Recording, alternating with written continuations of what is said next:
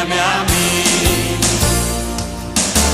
Y por todo el mundo y predicar el Evangelio a toda criatura. ¿Y quién irá? Que por nosotros hablará. Heme aquí, Señor, envíame a mí.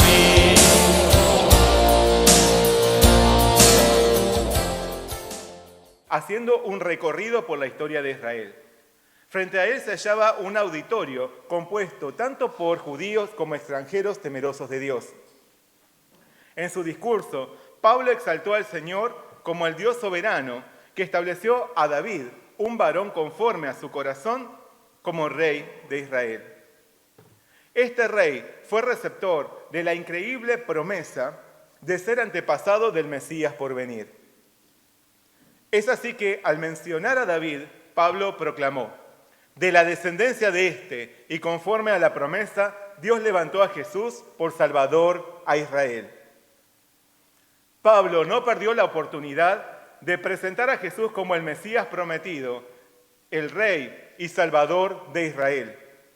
Así, más que palabras de exhortación, los apóstoles traían consigo palabras de salvación para todos los que escuchaban su mensaje. En el pasaje de hoy encontramos la última parte del discurso de Pablo ante los asistentes de la sinagoga de Antioquía de Pisidia. En sus dichos detalló el carácter de Jesús como el Salvador, no solo de Israel, sino del mundo entero. Una salvación abierta a todo aquel que crea en Él. Una obra de gracia en la que somos justificados por la fe. Pero al mismo tiempo, Pablo advirtió sobre la condenación inapelable para todo el que rehúse creer en el Señor. Porque no envió Dios a su Hijo al mundo para condenar al mundo, sino para que el mundo sea salvo por Él. El que en Él cree no es condenado, pero el que no cree ya ha sido condenado, porque no ha creído en el nombre del unigénito Hijo de Dios. A través de Pablo, el Señor se acerca a nosotros para traernos su mensaje de vida. Jesús vino a este mundo para salvarnos, vino para salvarte, vino a abrirnos las puertas del reino celestial, vino a llamarnos a una nueva esperanza, vino a perdonar nuestros pecados y otorgarnos salvación eterna. Para esto debió pagar un precio muy alto. En Cristo hay salvación para los que creen en Él. Pero para quienes lo rechacen, habrá una triste e inevitable condenación. Reconozcamos hoy a Jesús como nuestro Salvador y Señor y recibamos la vida eterna. Como Pablo, proclamemos el Evangelio de Cristo y así otros puedan, por la acción del Espíritu Santo, ser salvos por la fe. Amén. Pablo afirmó que Dios levantó a Jesús por Salvador a Israel. Pero ¿cómo es que Jesús se volvió el Salvador de su pueblo? ¿Qué fue lo que Él hizo? Para explicar esto, Pablo citó la vida y las palabras de Juan el Bautista. El Antiguo Testamento concluye con el libro del profeta Malaquías, quien sirvió a su pueblo como un mensajero del Señor. Pero luego, por 400 años, Dios se mantuvo en silencio. No hubo otros profetas en Israel hasta la aparición de Juan el Bautista. Este pregonaba su mensaje diciendo: arrepentíos porque el reino de los cielos se ha acercado. Y la gente lo oía porque tenía sed de Dios. Así que antes de la manifestación pública de Jesús, como nos dice Marcos, bautizaba a Juan en el desierto y predicaba el bautismo de arrepentimiento para perdón de pecados. Pero los hebreos llegaron a pensar que tal vez él sería el Mesías prometido. Sin embargo, Juan lo negó. Lucas nos dice que, como el pueblo estaba en expectativa, preguntándose todos en sus corazones si acaso Juan sería el Cristo, respondió Juan diciendo a todos: yo a la verdad os bautizo en agua, pero viene uno más poderoso que yo, de quien no soy digno de desatar la correa de su calzado. Él os bautizará en Espíritu Santo y fuego. Aquel de quien hablaba Juan el Bautista no era otro que Jesús, de quien dio testimonio diciendo: He aquí el Cordero de Dios que quita el pecado del mundo. Este es aquel de quien yo dije: después de mí viene un varón, el cual es antes de mí, porque era primero que yo. Por lo tanto, ese descendiente de David, del que habló Pablo en Antioquía de Pisidia, vino a perdonar nuestros pecados. Jesús vino a rescatar a la humanidad, trayendo el verdadero y definitivo perdón. Porque es el pecado el que nos lleva a la muerte y nos aparta de Dios. Y sin arrepentimiento no puede haber salvación. De esta forma, Jesús se convirtió en el Salvador del mundo, porque Él nos otorga el perdón celestial. Ahora bien, ¿de qué forma nos salva Jesús? ¿De qué forma Jesús perdona nuestros pecados? Jesús nos salva viniendo a nuestro corazón, primeramente, como el Rey de Paz. Así también lo hizo al entrar en Jerusalén. Zacarías lo había anunciado mucho tiempo antes, diciendo: Alégrate mucho, hija de Sión, da voces de júbilo, hija de Jerusalén. He aquí tu rey vendrá a ti, justo y salvador, humilde y cabalgando sobre un asno, sobre un pollino, hijo de asna. Jesús viene a nuestro encuentro como el Rey de Paz y nos salva por cargar con nuestra condenación. Él nos salva por cargar con nuestra condenación. Isaías lo había señalado siglos antes de su venida, describiendo al Mesías como despreciado y desechado entre los hombres, varón de dolores, experimentado en quebranto, y como que escondimos de él el rostro, fue menospreciado y no lo estimamos.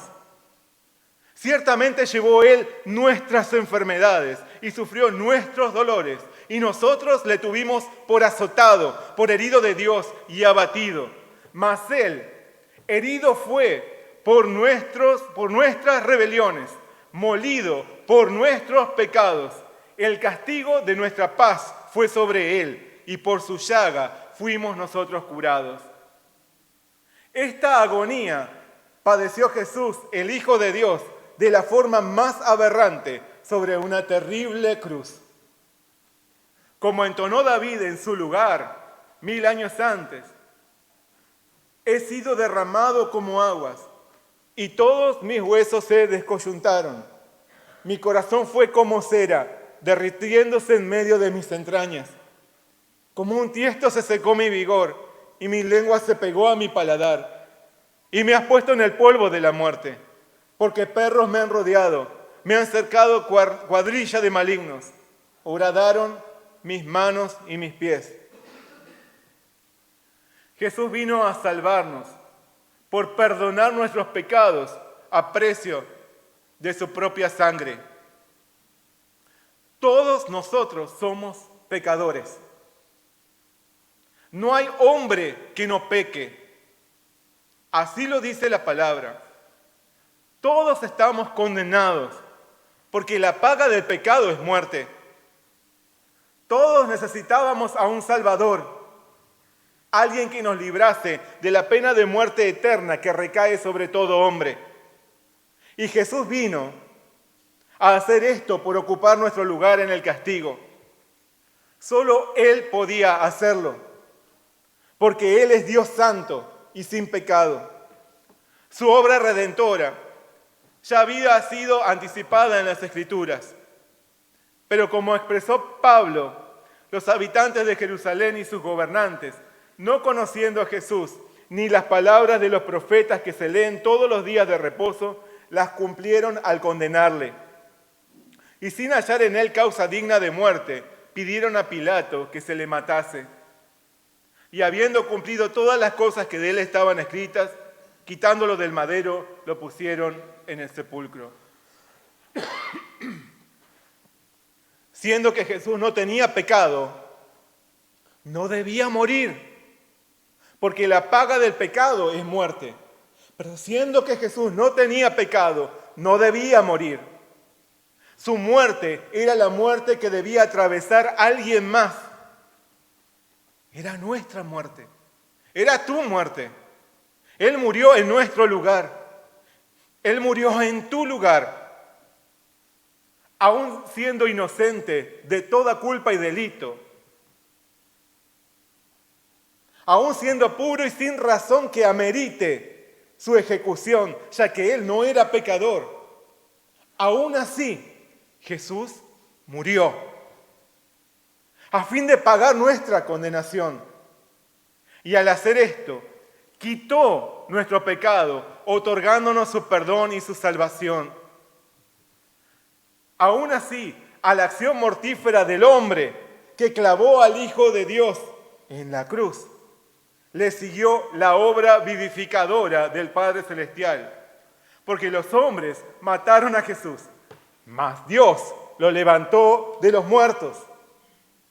Como señaló Pedro, porque Cristo murió por los pecados una vez por todas, el justo por los injustos, a fin de llevarlos a ustedes a Dios. Él sufrió la muerte en su cuerpo, pero el Espíritu hizo que volviera a la vida. Jesús es nuestro Salvador, porque Él pagó con su vida nuestra redención y lo hizo por amor a vos y por amor a mí. Pero si Él hubiera permanecido en muerte, eso habría testificado que Jesús murió justamente por su propio pecado. Por lo tanto, su muerte no habría sustituido la nuestra. Sin embargo, Jesús resucitó, manifestando su inocencia, mostrando que Él no tenía pecado, no merecía morir, y que murió para cargar nuestro pecado. Jesús resucitó venciendo el poder de la muerte y nos dio la esperanza de la vida eterna. De esta forma, su resurrección es garantía de su perdón. Como aseguró Pablo, si Cristo no resucitó, vuestra fe es vana, aún estáis en vuestros pecados. Mas ahora Cristo ha resucitado de los muertos, primicias de los que durmieron es hecho. Jesús hoy quiere perdonar tu pecado y darte salvación y una nueva vida en Él. Para esto Él viene a tu encuentro. Él viene a tu corazón como el Rey de paz. Él viene a perdonar tus pecados, no importa cuán oscuros estos sean. No importa cuán sucio estés. Él te dice, venid luego y estemos a cuenta. Si vuestros pecados fueren como la grana, como la nieve serán emblanquecidos. Si fueren rojos como el carmesí, vendrán a ser como blanca lana. Jesús viene a ocupar tu lugar en el castigo. Él ya dio su vida para que no pierdas la tuya. Y lo hizo porque te amó. Él sufrió tu muerte por amor. Pero Él también resucitó para sellar su perdón y abrirte las puertas de la vida eterna. ¿Lo crees? Si confesares con tu boca que Jesús es el Señor y creyeres en tu corazón que Dios le levantó de los muertos, serás salvo. Jesús solo espera que lo recibas, que lo admitas en tu corazón, que le confieses tu pecado y recibas su perdón para vida eterna. ¿Lo harás? Jesús murió, pero también resucitó. Ahora bien, ¿qué pruebas dio Pablo sobre la veracidad de su resurrección? Ante todo, Pablo mencionó a los testigos que vieron a Cristo resucitado. Señaló que Jesús se apareció durante muchos días a los que habían subido juntamente con él de Galilea a Jerusalén, los cuales ahora son sus testigos ante el pueblo. Al presentarse resucitado ante sus seguidores, Jesús les explicó: así está escrito y así fue necesario que el Cristo padeciese y resucitase de los muertos al tercer día, y que se predicase en su nombre el arrepentimiento y el perdón de pecados en todas las naciones, comenzando desde Jerusalén. Y vosotros sois testigos de estas cosas. Por lo tanto, varios seguidores de Jesús, dispuestos a dar su vida por esta verdad, testificaban la resurrección de su Señor. Además, las Escrituras ya anunciaban que el Cristo debía resucitar. Claro que para que esto sucediese, el Mesías debía pasar primero por la muerte. Pablo declaró: nosotros también os anunciamos el evangelio de aquella promesa hecha a nuestros padres, la cual Dios ha cumplido a los hijos de ellos, a nosotros, resucitando a Jesús. Como está escrito también en el Salmo 2, mi hijo eres tú, yo te he engendrado hoy. El segundo salmo exalta al Hijo de Dios que es alzado por Rey. Dice: he ungido a mi Rey en Sión, mi monte santo. Voy a proclamar el mandato del Señor. Él me ha dicho: tú eres mi Hijo, yo te he engendrado hoy. Dios estableció a su Hijo por Rey conforme a sus promesas. Él era un descendiente de David, pues así lo había prometido el Señor, y llegó a ser un Rey eterno. No obstante, para ser un hijo de David, el Hijo de Dios debía volverse un hombre mortal como nosotros. Y para reinar para siempre, debía volverse nuevamente inmortal. Para esto, debía atravesar la muerte y resucitar. La palabra de Dios lo testifica. El Señor le prometió a David: cuando tu vida llegue a su fin y vayas a descansar entre tus antepasados, yo pondré en el trono a uno de tus propios descendientes y afirmaré su reino.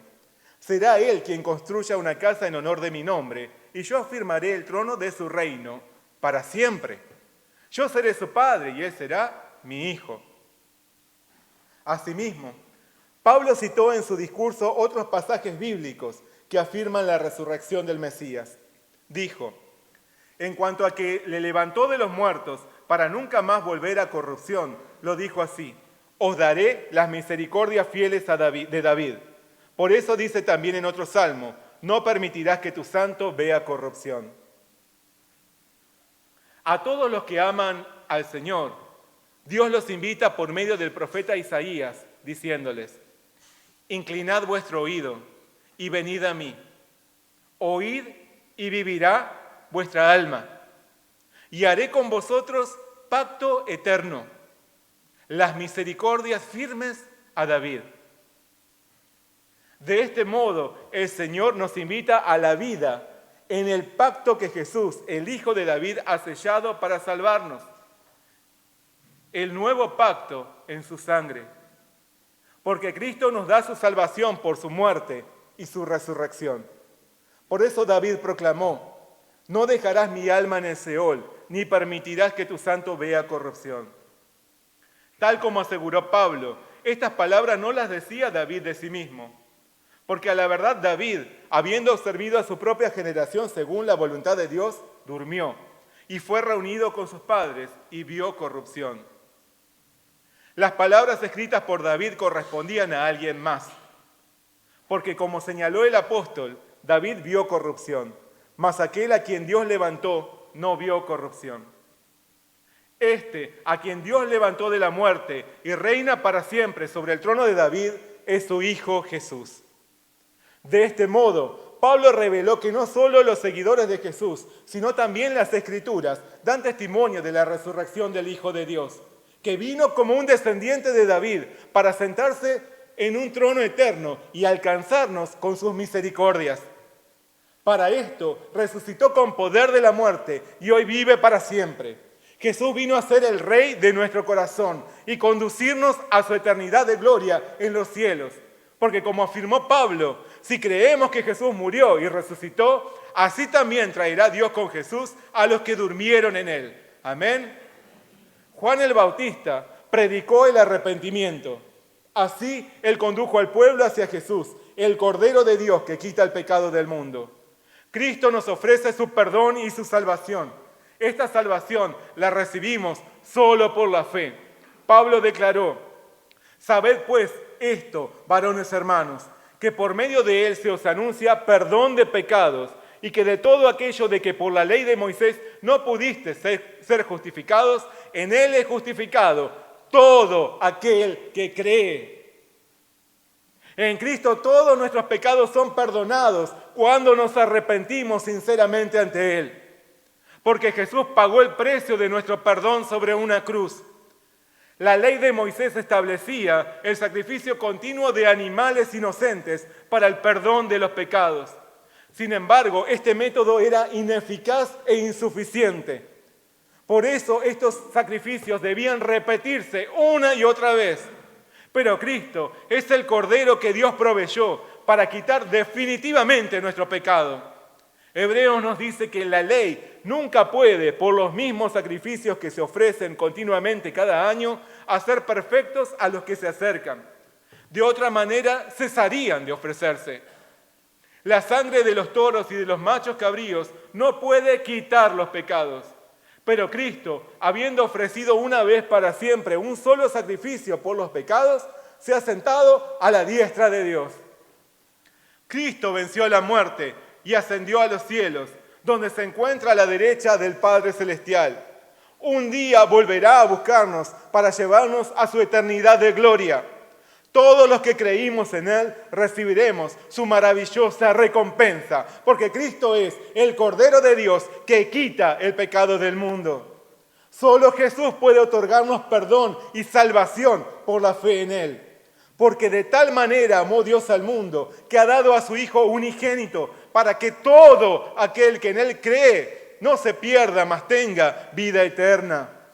Pablo proclama: porque no me avergüenzo del Evangelio, porque es poder de Dios para salvación a todo aquel que cree, al judío primeramente y también al griego. Porque en el Evangelio la justicia de Dios se revela por fe y para fe, como está escrito: mas el justo por la fe vivirá. Cristo nos trae salvación por la fe en Él. Porque por gracia sois salvos por medio de la fe. Y esto no de vosotros, pues es don de Dios, no por obras, para que nadie se gloríe. La salvación de Jesús está disponible a todos.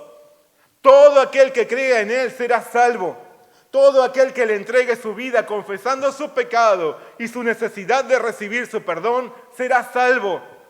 No importa tu condición, ni lo que hayas hecho, sea malo o sea bueno. Porque su salvación viene por creer en Jesús, solo por fe, solo por gracia. Pero así como la salvación viene por gracia a todo el que cree, hay condenación para el que se rehúsa a creer en Jesús. Porque Dios es amoroso y misericordioso, pero Él también es justo. Por eso Pablo lanzó una fuerte advertencia al final de sus discursos a sus oyentes. Les dijo: mirad pues que no venga sobre vosotros lo que está dicho en los profetas. Mirad, oh menospreciadores, y asombraos y desapareced, porque yo hago una obra en vuestros días, obra que no creeréis si alguien os la contare. Esta era una cita del profeta Habacuc, que había advertido a los hebreos sobre la invasión de los caldeos por su indiferencia al Señor. Ellos menospreciaron las amonestaciones y fueron sorprendidos por la destrucción. Mirá que la destrucción no te alcance por menospreciar los anuncios del Evangelio. Juan nos advierte: el que cree en el Hijo tiene vida eterna. Pero el que se rehúsa a creer en el Hijo no verá la vida, sino que la ira de Dios está sobre él. En este día, nuestro Señor se acerca a nosotros y nos dice: he aquí, pongo delante de vosotros camino de vida y camino de muerte. Camino de vida y camino de muerte. ¿Cuál vas a elegir? ¿Cuál vas a elegir? Juan declara: Dios nos ha dado vida eterna y esta vida está en su Hijo. El que tiene al Hijo tiene la vida. El que no tiene al Hijo de Dios no tiene la vida. Jesús viene a nuestro encuentro para perdonar nuestros pecados y darnos su salvación. Para esto, tanto nos amó que Él visitó este mundo con un cuerpo mortal y dio su vida en nuestro lugar.